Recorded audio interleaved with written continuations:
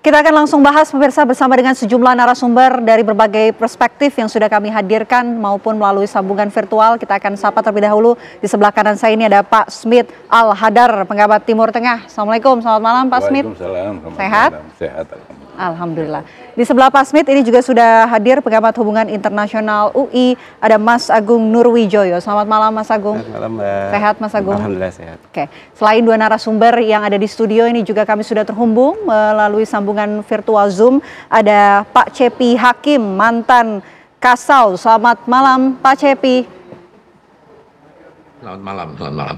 Terima kasih sudah hadir di Apa Kabar Indonesia Malam. Saya mau ke Pak Smith terlebih dahulu. Pak Smith, ini kan gencatan senjata sedang berlangsung ya sejak 24 Juni lalu. Apakah gencatan senjata ini bisa disebut hanya basa-basi atau jeda sementara sebelum akhirnya kedua negara ini akan kembali memanas, atau sebetulnya mereka sedang menyiapkan strategi penyerangan berikutnya? Ya, perang di antara Iran, Amerika Serikat dan Israel ini memang perang yang tidak diinginkan, dan semua ingin agar perang itu tidak membesar.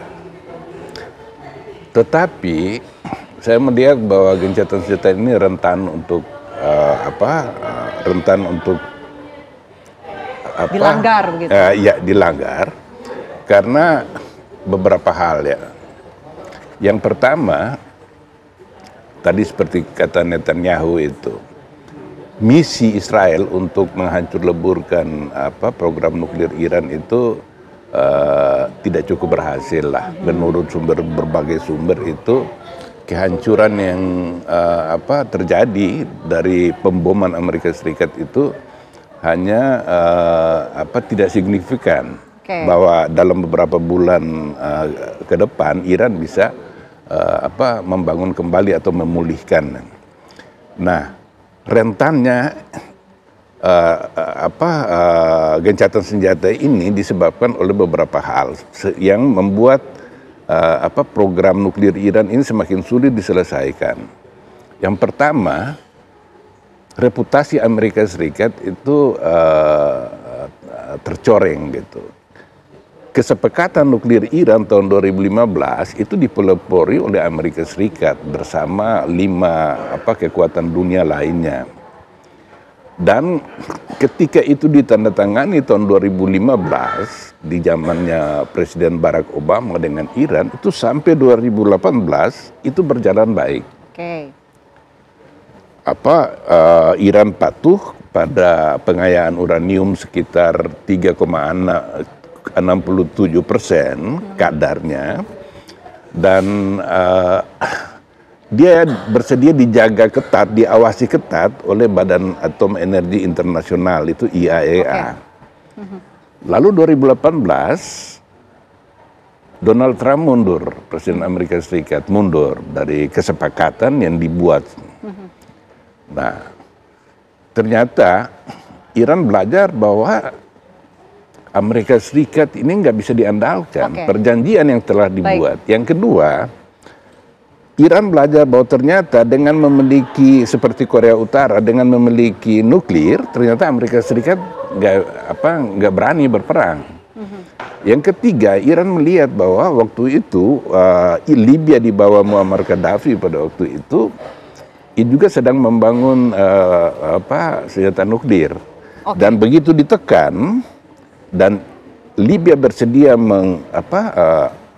meninggalkan program, ternyata dia diserang. Itu analisa yang ditangkap oleh Pak Smith. Saya mau lihat kacamata dari Pak Cepi Hakim tentunya. Dari kacamata militer, seberapa realistis Anda melihat, percaya bahwa gencatan senjata ini juga akan bertahan lama melihat situasi yang sedang berlangsung saat ini, Pak Cepi?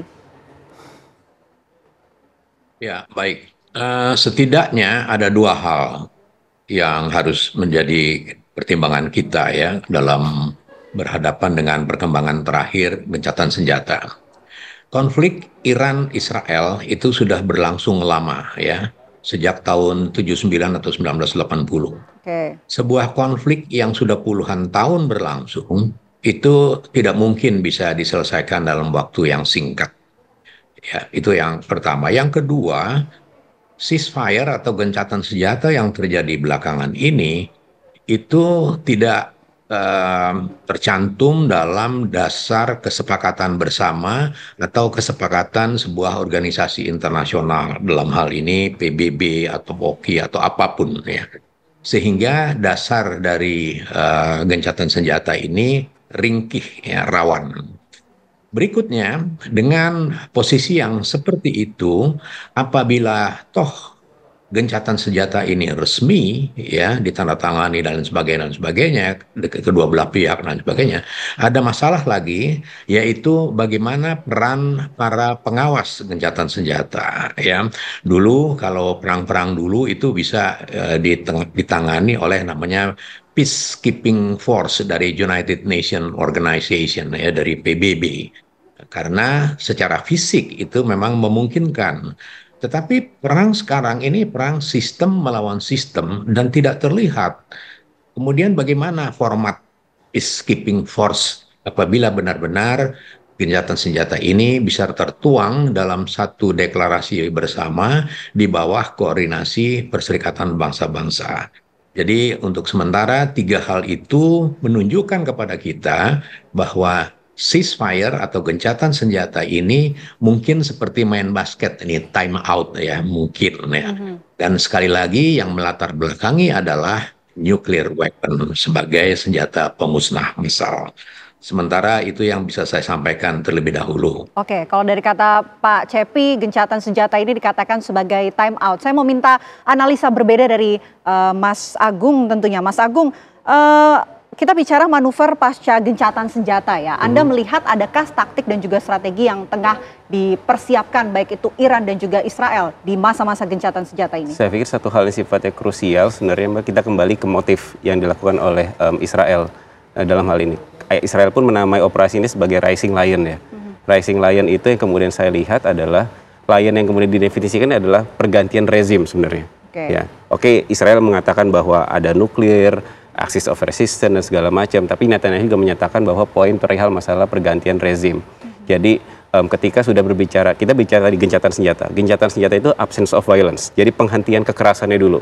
Problemnya adalah sekarang memang belum ada mekanisme, benar apa yang dikatakan oleh Pak Cepi tadi, belum ada mekanisme di lapangan yang benar-benar mendorong bahwa kedua belah pihak itu to refrain.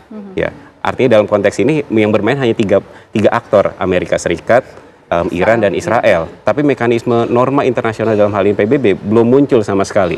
Jadi memang ada titik-titik kerentanan, titik kerapuhan di situ yang memang sangat, ya kapanpun bisa ada retaliasi gitu ya. Karena karakter dari kedua belah pihak ini, Iran dan Israel, sebenarnya karakternya serupa, Mbak. Dalam konteks adalah mereka bisa kapanpun untuk melakukan misalkan aksi retaliasi dalam konteks rudal, itu satu. Yang kedua, belum lagi tindakan-tindakan aksi-aksi spionase sebenarnya. Itu sangat terbuka dilakukan oleh kedua belah pihak. Tiba-tiba misalkan yang kemarin kita cerita ketika pemakamannya Presiden Iran ternyata ada Ismail Haniyeh tewas seperti itu. Artinya kan ada operasi-operasi secara lebih khusus yang dilakukan oleh Israel. Artinya pertama memang kerapuhan itu ada faktor di lapangan yang memang membuat bahwa jadi memang yang kemudian harus diperhatikan memang menjamin tidak sekedar negatif peace atau ketiadaan kekerasan yang harus dilakukan, tapi harus dipikirkan mekanisme bagaimana menciptakan yang namanya positive peace. Makanya tadi Pak Smith benar sekali ketika bicara masalah JCPOA, artinya mekanisme bagaimana mendudukkan kedua belah pihak ataupun setidaknya mendorong agar kedua belah pihak duduk dalam meja perundingan seperti itu. Nah, kembali lagi ke yang tadi ketika masalah motif yang dilakukan oleh Israel tadi ya, saya pikir ini menjadi satu lubang besar ya. Tindakan sampai sejauh ini kan memang Amerika tidak mengafirmasi Amerika mengafirmasi serangan dilakukan di tiga tempat nuklir itu di Isfahan, di Natanz dan di Fordow atas urusan masalah pengayaan uranium gitu. Tapi keinginan Israel kan tidak sekedar urusan masalah nuklir. Keinginan Israel adalah pergantian rezim yang sampai sekarang oleh pihak Amerika Trump nggak mau. Amerika masih menahan bahwa bahkan saya mengatakan bahwa they are a good man gitu kan segala macam. They are good businessman segala macam. Nah, artinya ini sebenarnya juga harus kemudian jadi perhatian sebenarnya ya. Israel tidak berhenti nih urusan masalah gencatan senjatanya oke, tapi kemudian Israel tujuan besarnya ini belum tertuntaskan. Ini potensi yang memang akhirnya memang kita bisa bilang ini masih rentan sekali sebenarnya. Jadi memang diperlukan memang benarnya ada mekanisme di lapangan yang benar-benar mendorong kedua belah pihak itu to refrain untuk bisa menahan diri satu sama lain. Oke, mekanisme di lapangan untuk sama-sama menahan diri. Tapi yang sebelumnya hanya 2 aktor ya, Iran dan juga Israel, tapi kemudian menjadi 3 aktor, Amerika pun ikut terlibat. Nah, Anda melihatnya Amerika ini, kesannya ini kan di media sosial, di media-media pun Presiden Donald Trump seperti hadir sebagai juru damai. Bahkan pengumuman soal gencatan senjata pun juga diumumkan oleh Donald Trump. Apakah memang benar Amerika Serikat, dalam hal ini Donald Trump, hadir dalam bentuk sebagai juru damai antara Iran dan juga Israel, atau sebetulnya ada motif lain? Ya, ada motif lain. Dalam hal ini begini, di Amerika Serikat basis dukungan Donald Trump di Amerika Serikat yaitu lobi Yahudi dan kaum evangelis yang sangat pro-Israel pada waktu itu. Tahun 2015 ketika kesepakatan itu tercapai antara Iran dengan 6 kekuatan besar dunia ini, itu Trump memprotes. Dia anggap bahwa itu suatu perjanjian yang terlalu menguntungkan Iran. Karena perjanjian itu membuat Iran bebas menjual minyaknya ke pasar global. Nah, ini akan membuat Iran makin leluasa dalam menciptakan proksi-proksinya di Timur Tengah. Tujuan dari proksi-proksi ini adalah sebagai penantang terhadap hegemoni Israel dan Amerika Serikat di Timur Tengah gitu.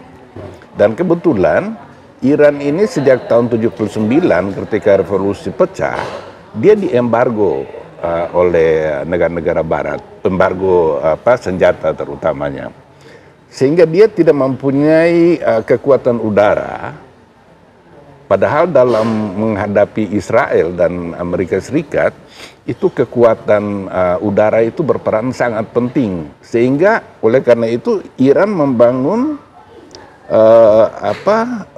rudal jelajah maupun rudal balistiknya itu. Ini hanya untuk tujuannya untuk mempertahankan diri karena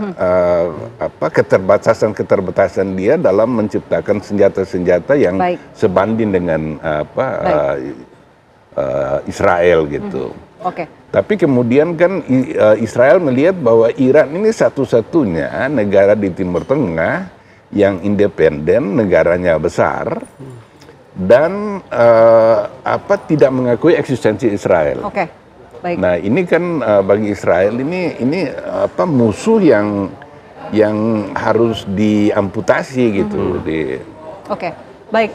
Kita juga ingin membahas ya bagaimana sebetulnya posisi dan juga kekuatan khususnya di udara Israel dan juga Iran. Nanti kita akan bahas lengkapnya usai jeda. Apa kabar Indonesia Malam akan kembali untuk Anda sesaat lagi. Tetaplah bersama kami.